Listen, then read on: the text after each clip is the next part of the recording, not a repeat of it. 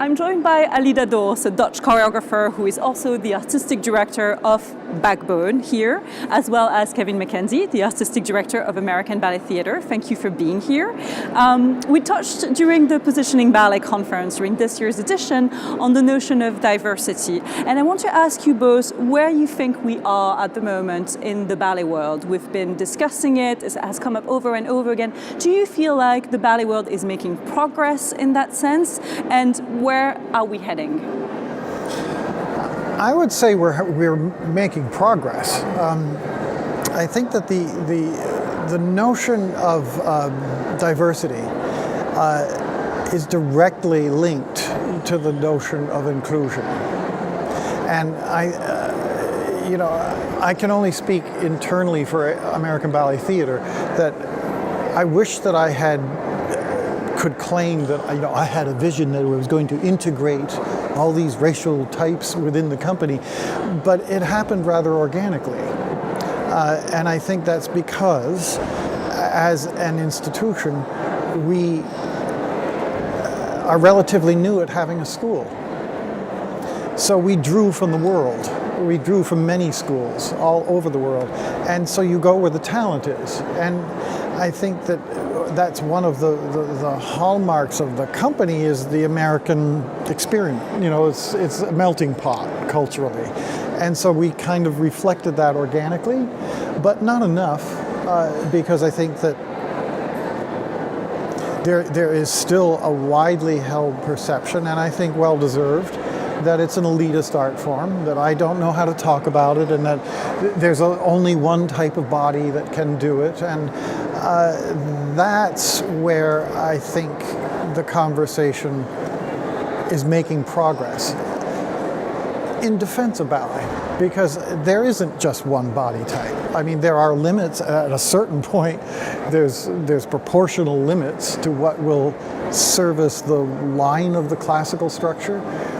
But in the end, it's about communication, it's about expression. It's about making live performance accessible because it's believable. Now, Alida, you grew up outside the ballet world. You have a background in hip-hop. What is your perspective? Well, for me, this notion of diversity and inclusiveness also touches something else.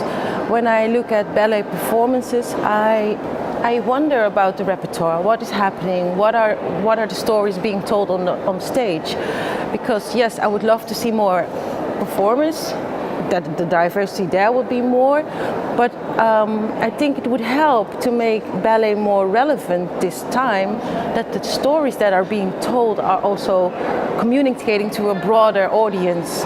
And we live and to get rid of that elite feeling that it's only for elites, we need to make sure that it communicates differently to different groups.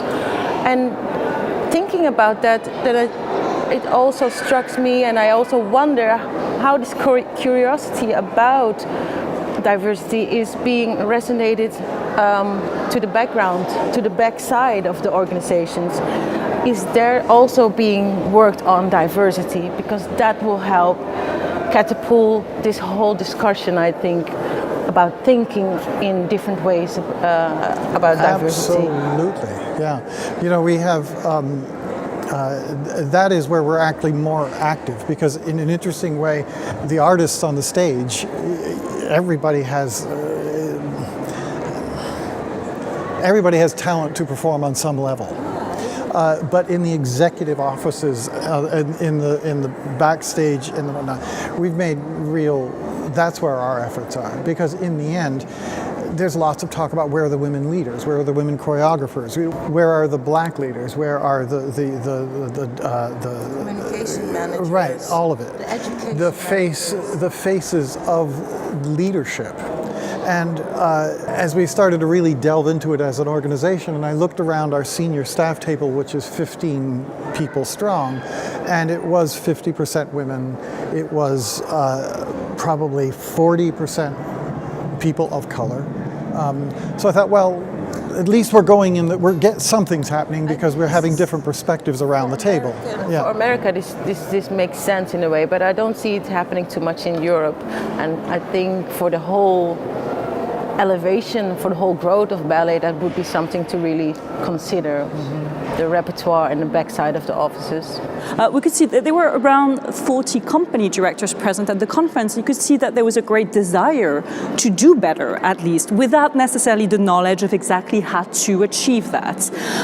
In practical terms, perhaps, are there specific, simple, perhaps, steps that you would recommend, perhaps, that have been effective in your experience? In hip hop, the attitude is more egalitarian. And we have this quote, is each one teach one. It's more a credo, it's an attitude. So teachers, leaders always give to the next generation. It's more the norm to always give back to where you come from and keep in conversation with the new generation. And it was striking to see that people don't really do that as a natural action here. I think that's because you're speaking of the hierarchy. That's the thing that's, and I've always maintained that if one of the roles of leadership is in a hierarchical situation is to keep the focus of the performers and the administrative staff, that there is a difference between gifted and talented. There are people who are very gifted who in fact aren't talented. How would you make that difference? I would define talent as the ability to realize your gift.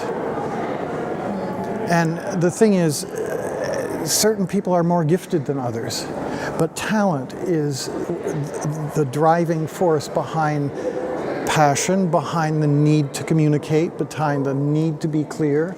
And that's where the focus of an organization needs to be, is realize your gift. And whether that gift is egalitarian in nature or hierarchical, it doesn't matter. But the strength lies in this, I think that you have this flow of communication, that you know what is going on this side of the organization or that side of the organization. And when you have this hierarchy, you build a system where you hold back information. And this is what I think is a good credo or tool that I would suggest to the ballet world to make it more egalitarian. Yeah, the thing is, though, in defense of, once one inherits a hierarchical situation, you have to be transparent. The more transparent you are, the better you can communicate. But in the end, someone has to make a decision. Definitely. And that's just the way it is. We mentioned education earlier, and I wanted to ask you about that because, of course, ballet training starts from a very young age for most performers. How do you think? Perhaps I think, Kevin, you developed Project Plié in part as a response to that. Perhaps you can tell us a little bit about how you think that helps. What we're trying to do is to acknowledge the fact that the reason that there are less people of color who hit that place of training of excellence to actually be able to compete at that tender age of 16, 17, 18 that you have to be by that time to enter the arena of a major classical ballet company is access to excellent training earlier. So we've made a system that we're now actually on 2.0. It's 5 years and we've discovered problems, that it's not working as well as we thought in certain areas. But the gist behind it is to have a system of teachers nationally and internationally that are certified, if you will, in a training system that is about teach the entire child, not just you're going to be the ballerina, but teach them the benefits of the art form itself, and then those teachers to be able to spot talent and then go. We will offer you two things. We'll place you in a school where you can go more on a professional track, or we will give you a scholarship to stay at home and train with your teacher, but you have to come to New York for our summer school so our staff can evaluate you. So at least you can spot the talent and direct them to training. And then the rest is how gifted and how talented they are. Yeah, for me, this gifted and talented thing, this is also what I wonder when I hear you speaking. I love the idea and I really think it's beneficial for the performers and the accessibility. But what does that give the art form?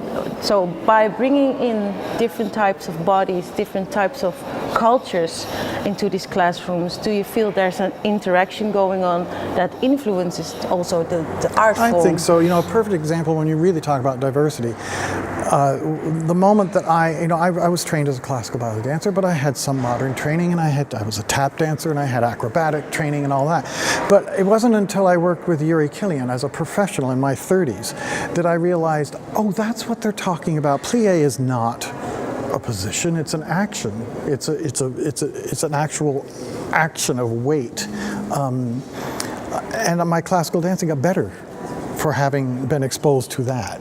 And I think that in the nature of a company where there are people from so many different types of trainings and national upbringings, you begin naturally you look at the strengths of someone and you go, how do they do that? And so you've got the Brit looking at the Frenchman, and the Frenchman looking at the Russian, and the Russian Cuban looking at the, and after a point they are no longer French or Cuban, they're the American experiment. They start to really interchange ideas about what are the best practices, given that there is a structure. Yeah, for me that is really interesting. Before this interview we almost touched that topic. Like, what was your most inspiring moment in the era or in the history of ballet? Because when I look at ballet, for me it feels like it's a fixed and maybe a fixed art form. let's call it that. So when was that time for you that it was most inspiring, that it happened something with the language? Because if we talk about inclusiveness or diversity, then this communication to this new world, this art form, seems sometimes a little bit disconnected. Well, I think I think that moment came somewhere in the 70s for me, when there was this argument about the purity of keep the classical dance, pure, and modern dance, and between the two shall not mix, And along came Yuri Kilian, who worked with classically trained dancers, and he was in a way trying to have modern dance influence ballet, but he created a third genre. It was a third thing. It was an original thing that happened either by inspiration or by accident. But that opened the floodgates, and suddenly, we as ballet dancers were working with Paul Taylor and Twyla Tharp, and now we're working with Michel Durance. It's. But Alida, perhaps from your perspective, how do you think perhaps 21st century other genres could shape ballet, could help take it in again perhaps another third way or third category? Yeah. I think the environment of curiosity instead of containing something or reproducing something would be interesting for me. I come from this background where this hip hop is eclectic in its essence. It's South American, it's African, it's everything that could be found in the 70s in that specific region, and still it's growing. Still, I sometimes look at, oh my God, is this really hip hop? Because people are taking it, loving it, making it their own, and this is one of the essential things within the hip hop scene, that you bring your own identity into it and you start playing with the material, and it becomes something else. Maybe because it's a young youth, a young art form, we are less struck or hold back in a sense by gatekeepers, institutions, fixed audiences. I understand all these things, but how essential and how lovely could it be that there's still this curiosity in bringing hip hop, or maybe again jazz, or maybe tap, all these different, or maybe completely different artists' fields in connection with the essence of ballet. Does that happen? Does it happen boldly enough for you, or are we still?